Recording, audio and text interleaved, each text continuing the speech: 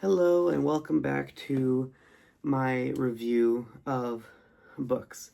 So, this time we have Crooked Kingdom by Leigh Bardugo. Um, Overall, this is a very good book. Before I get into the actual review, like with Six of Crows, as it is a standalone duology that takes place in the same world as the Shadow and Bone trilogy, I have written down references and crossover characters from the trilogy that appear in this duology. So for this book, we have 6 things.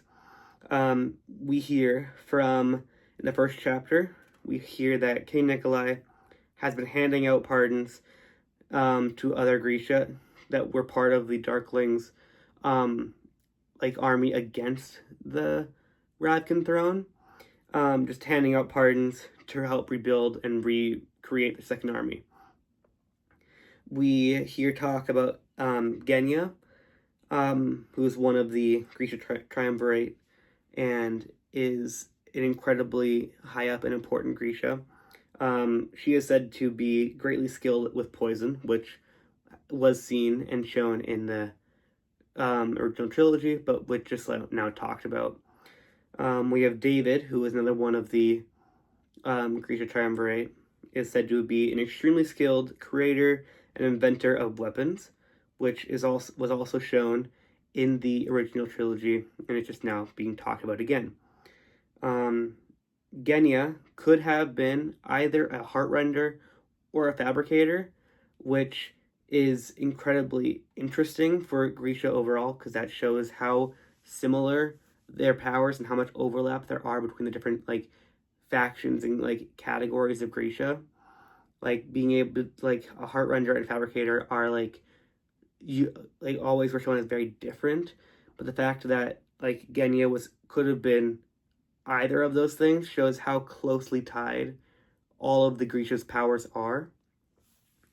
Matthias and Nina have a very long debate. I think it's a page and a half in the book, about Alina Starkov, who of course is the main character of the Shadow and Bone trilogy, and if she was a saint or just a very powerful Grisha, or if that is just the same thing. And yeah, that just kind of happens. They talk about the character and her being a martyr when she was I believe 16 or something. And yeah. And then for our last thing, Zoya, Genya, and the the privateer, Strummond, I think. Strummand. So I pronounce that as Strummond. Anyway, he is the privateer alias for King Nikolai. So Zoya, Genya, and King Nikolai are all integral characters to the actual plot of this book. That's all the direct references in this book. Now I'll get into the actual review of this book. So I think this book is very good.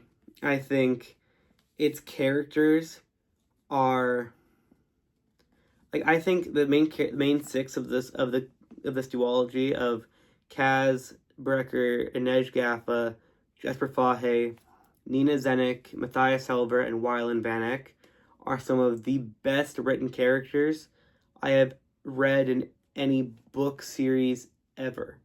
I think these characters are absolutely amazing, and I really want to read more of them. And I really hope we do get another book with these characters at some point in the future.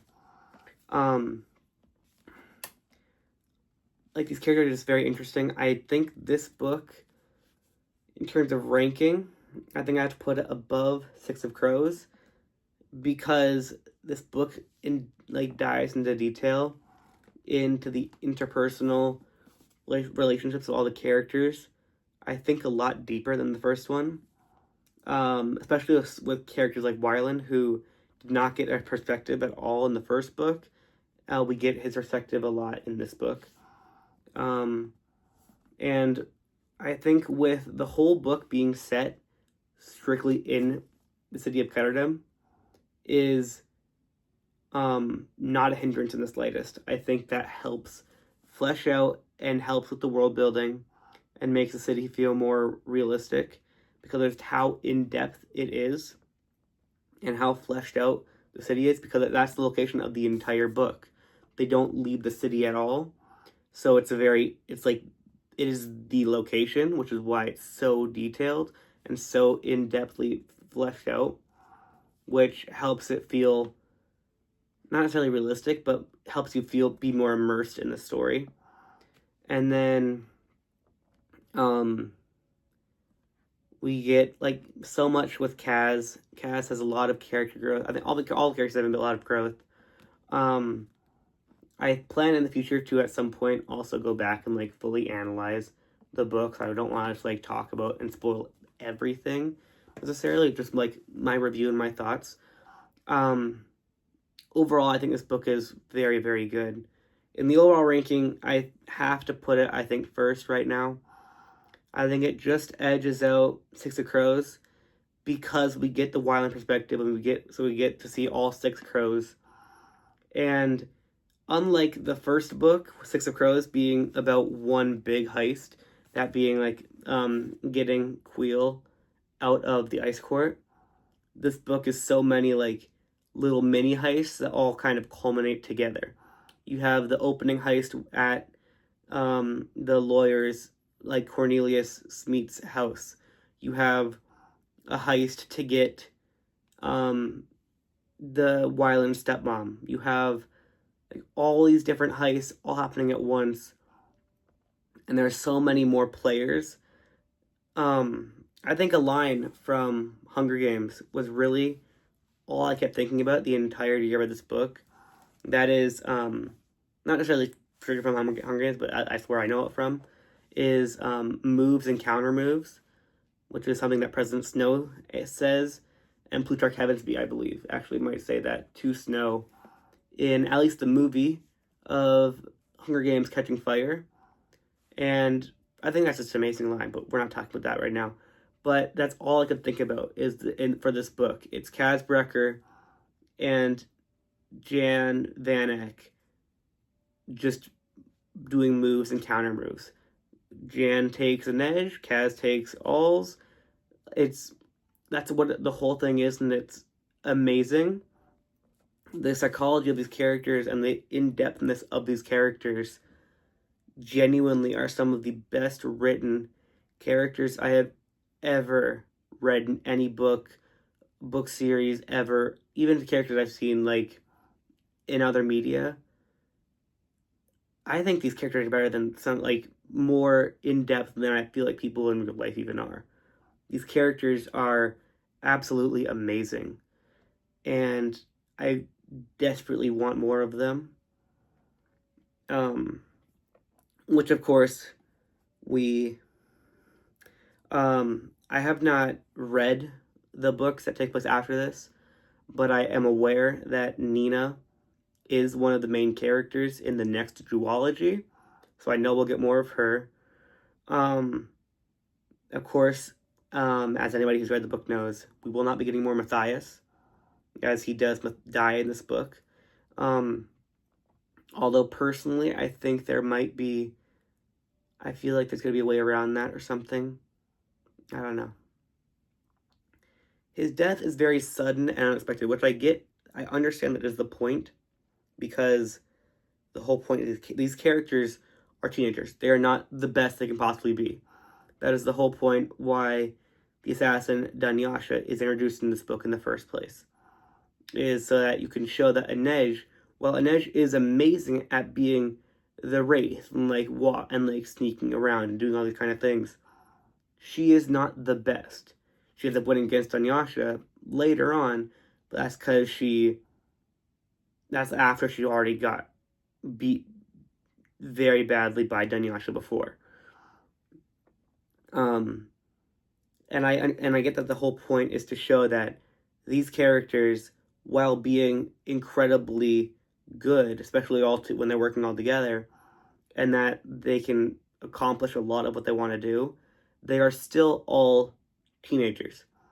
I believe when we're told the ages in the previous book, they're all either between 15 and 18 years old, Matthias being the only 18-year-old.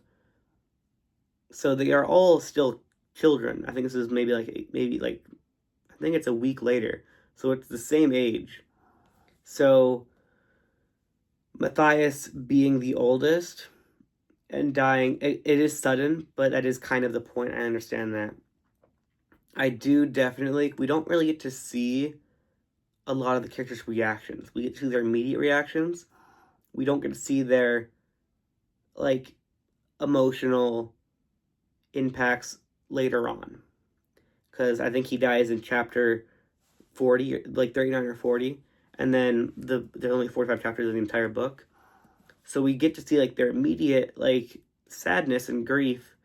But we don't get to, like, fully explore how his death affects the other characters, which hopefully is something that is explored in depth with Nina in the coming books.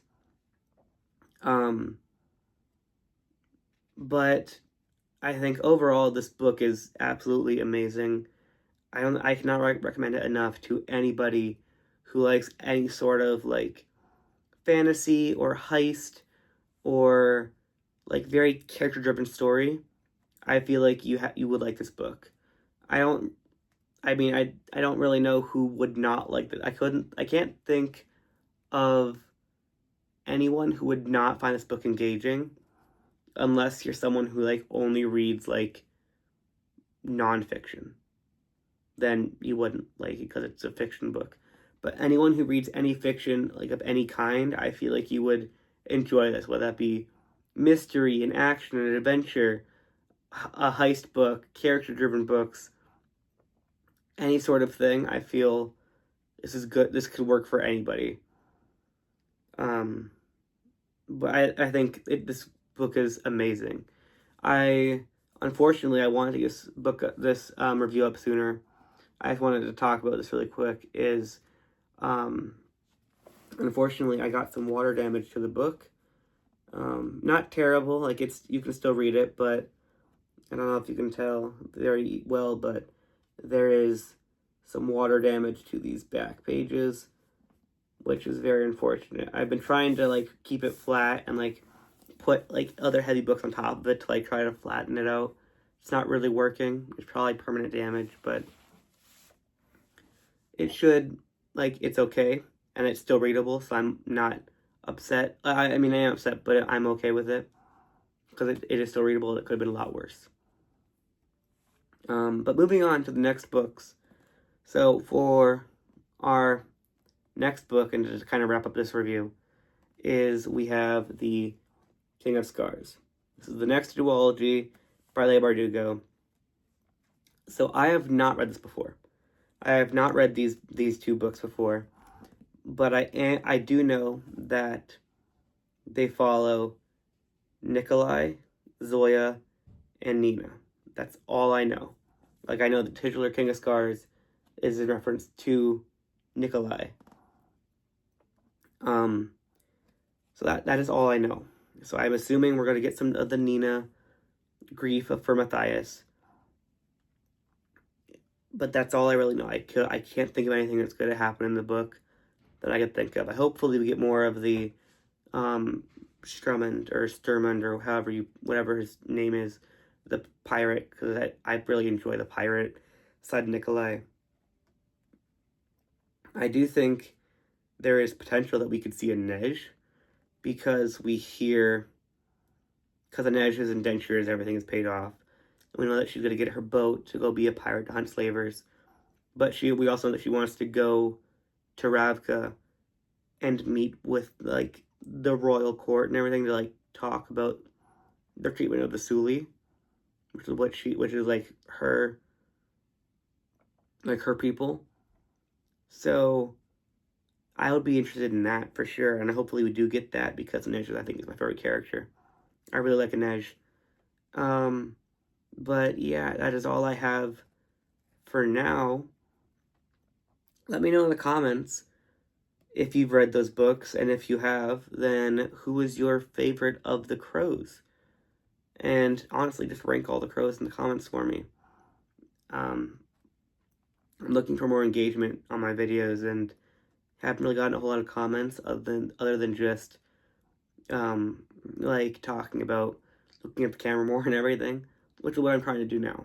But yeah, that's all I have for you now. So I will see you all next time.